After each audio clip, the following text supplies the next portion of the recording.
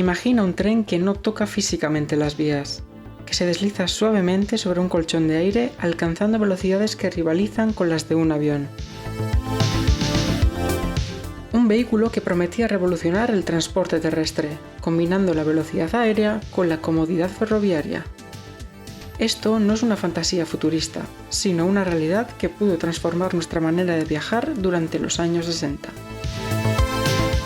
Un día, en el corazón de Francia, un hombre llamado Jean Bertin miró al cielo, observando un avión pasar a gran velocidad y se preguntó: ¿por qué no pueden nuestros trenes volar sobre la Tierra como ese avión lo hace en el aire a velocidades de vértigo?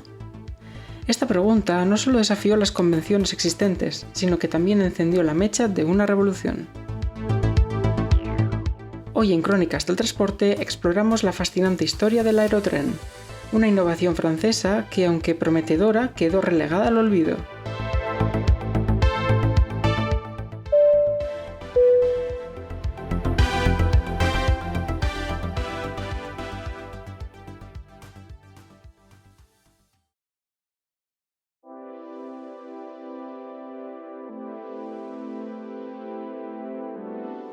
En la efervescencia tecnológica de los años 50, un ingeniero visionario llamado Jean Bertin decidió desafiar lo establecido. Apasionado por la aeronáutica y la fluidodinámica, Bertin no solo soñaba con un nuevo modo de transporte, quería revolucionar la forma en la que nos movemos sobre la Tierra con una idea rompedora. Durante la visita a un aeropuerto, Jean Bertin observó cómo el aire levantaba las hojas del suelo cuando los aviones despegaban. Esta observación casual fue el destello que encendió la chispa de su ambición: crear un tren que, en lugar de rodar, volara sobre la Tierra. Inspirado por el principio del colchón de aire, desarrollado originalmente para aplicaciones militares en los famosos hovercrafts o aerodeslizadores, Bertin decidió aplicar esta idea en su concepto, imaginando un vehículo que eliminase el contacto directo con las vías, reduciendo así la fricción y permitiendo velocidades antes impensables en el transporte terrestre.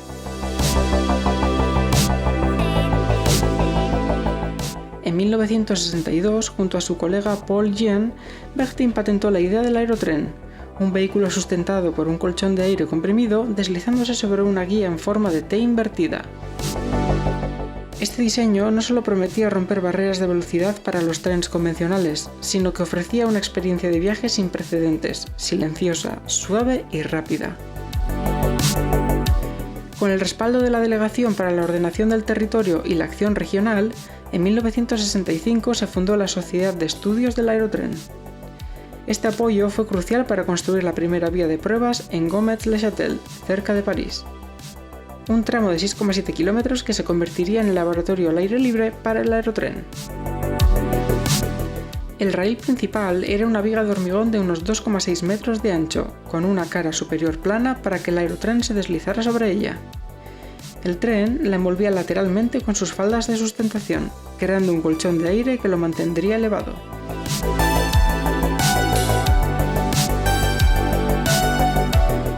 En el fervor de la innovación, Jean Bertin no perdió tiempo. Tras patentar su revolucionario concepto, el equipo de Bertin se lanzó al diseño y construcción de los primeros prototipos del aerotren. La meta era clara: demostrar que el sueño del tren flotante podía convertirse en una palpable realidad e implementar el concepto para acercar las ciudades de toda Francia y Europa a velocidades récord.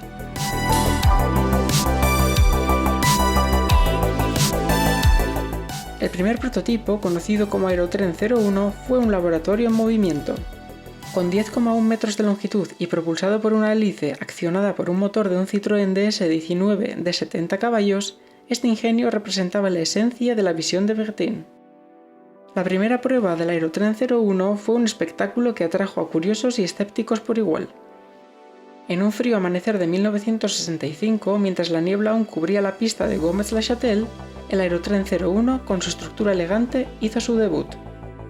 El silencio se rompió con el sonido del motor, y en cuestión de segundos el tren levitaba sobre la guía, deslizándose a velocidades que dejaron boquiabiertos a los presentes.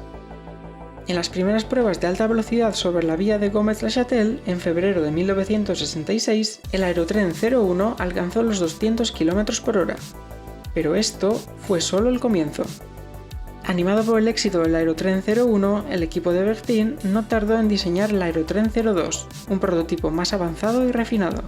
Se incorporó un turborreactor Turbomeca Marvore 2, utilizado también en aviones biplaza con un empuje de 400 kilos. Lanzado en 1967, este segundo modelo estaba destinado a pulir las capacidades del diseño original. Durante pruebas realizadas en enero de 1969, el Aerotren 02 estableció un récord al alcanzar los 422 km/h, demostrando que el sistema no solo era viable, sino que tenía el potencial de revolucionar el transporte a velocidades antes inimaginables. French engineers are making rapid progress towards completing the trials of the Aerotrain, a jet-propelled monorail vehicle which rides on air cushions. It's planned eventually to operate a high-speed service between Paris and Orléans. Two engineers, perhaps they might be more suitably called pilots, took their places at the controls for a press preview run along the 4-mile track. An aircraft jet engine gives initial thrust up to speeds of around 185 miles per hour. An additional rocket motor boosts the MPH to 235.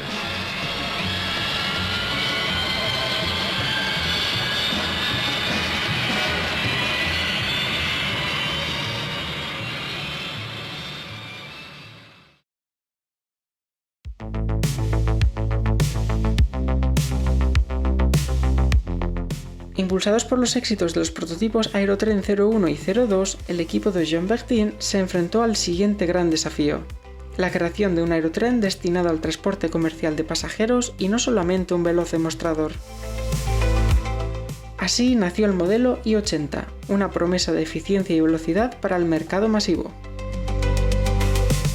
Durante una reunión clave con los inversores y representantes del gobierno, Jean Bertin presentó un modelo a escala del I-80. Con una pasión contagiosa, explicó cómo este modelo no solo cambiaría la forma en la que la gente viaja, sino también cómo se percibe el transporte terrestre en la sociedad. Al final de su presentación, un silencio expectante se rompió con un aplauso entusiasta. El proyecto había capturado la imaginación de todos. El I-80 fue diseñado para transportar hasta 80 pasajeros a velocidades de 250 km/h. Estaba construido con aleaciones ligeras de aluminio y pesaba 20 toneladas. Estaba propulsado por una hélice carenada de 7 palas de 2,3 metros de diámetro, movida por dos turbinas gemelas Turbo 3 E3, fabricadas por Turbomeca, con una potencia de 1500 caballos cada una. Para probar este ambicioso modelo, se construyó una nueva vía experimental de 18 kilómetros de longitud. Esta pista más larga haría más fácil probar los prototipos a altas velocidades. En septiembre de 1969, el I-80 realizó su primera prueba oficial, alcanzando los 250 km/h en su primer mes de ensayos. Pero el verdadero hito llegó más tarde, en 1974, cuando se lanzó una nueva versión mejorada del I-80, el I-80 HV, del francés Haute Vitesse, alta velocidad.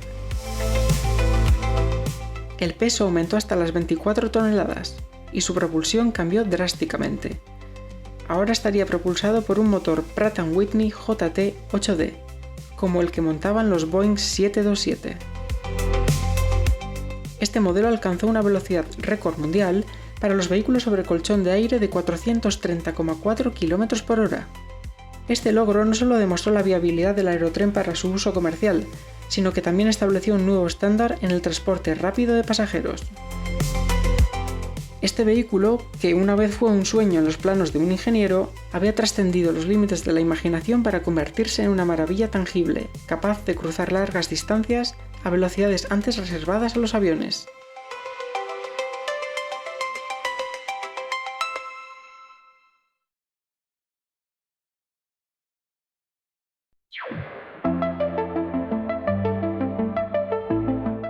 A pesar de los impresionantes logros técnicos y los récords de velocidad, el aerotren enfrentó numerosos desafíos que obstaculizaron su implementación comercial.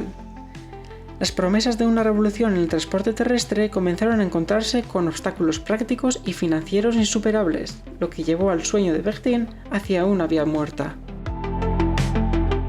En una reunión con los posibles inversores europeos, Jean Bertin presentó los impresionantes datos de velocidad y eficiencia del aerotren.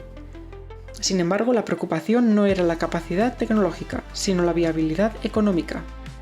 Uno de los inversores expresó su preocupación diciendo: ¿cómo podemos justificar la enorme inversión en infraestructura específica cuando las redes ferroviarias existentes ya están en su lugar? Solamente con esta pregunta, todos los argumentos de Bertin colapsaron como una torre de naipes en un vendaval. Uno de los principales inconvenientes era la necesidad de construir infraestructuras específicas, como las guías de hormigón en forma de T invertida, lo que implicaba una inversión extremadamente alta y dificultaba la integración en las redes ferroviarias existentes, requiriendo expropiaciones, nuevas rutas, estaciones separadas de las urbes, etc. Además, los modelos propulsados por motores de aviación presentaban problemas de contaminación acústica y un alto consumo de combustible, lo que los hacía menos sostenibles en comparación con otras alternativas emergentes. Un avión comercial a 10.000 metros de altura no supone un inconveniente acústicamente hablando. Sin embargo, un jet rugiendo a su paso por los pueblos de toda Europa, aunque a un servidor le tendría pegado la valla, no agradaría a los habitantes y a la fauna del recorrido. En 1974, el gobierno francés, frente a la crisis del petróleo y los cambios económicos globales, decidió retirar el apoyo al proyecto del aerotren. La inversión se desvió hacia el desarrollo del tren de alta velocidad TGV, que aprovechaba la infraestructura ferroviaria existente y ofrecía una solución más práctica y económica para el transporte rápido de pasajeros. El sueño de Bertin, aunque tecnológicamente avanzado, se encontró con una realidad económica y política que no estaba lista para abrazar una transformación tan radical en el transporte. El aerotren nunca transportó pasajeros en servicio comercial, pero su huella en la historia del transporte y la ingeniería sigue siendo palpable.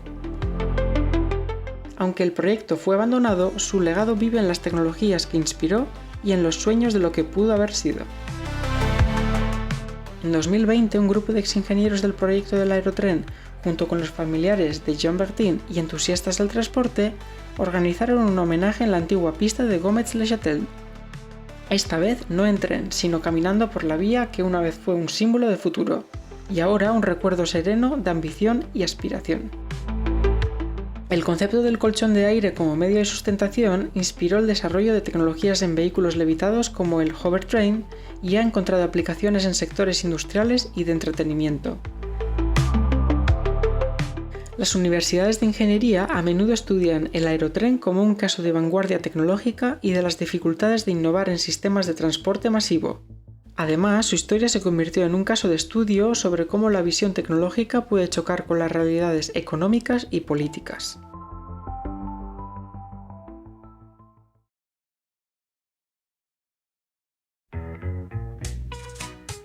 De todo lo que descubrí del aerotren, lo que más me impactó fue su diseño. No podía dejar de imaginar cómo habría sido viajar levitando sobre un colchón de aire, flotando sobre aquella vía. Aunque también me vino a la mente el ruido que haría al pasar por los pueblos o las zonas rurales. A mí ese sonido me encantaría, la verdad, pero claro, reconozco que no soy precisamente el humano medio en estos asuntos. Pensándolo en frío, no creo que hubiera tenido sentido extender el aerotren para largas distancias. Tal vez sí para tramos cortos, como entre un aeropuerto y el centro de una ciudad. Pero propulsado por un jet, no lo veo viable a gran escala, la verdad.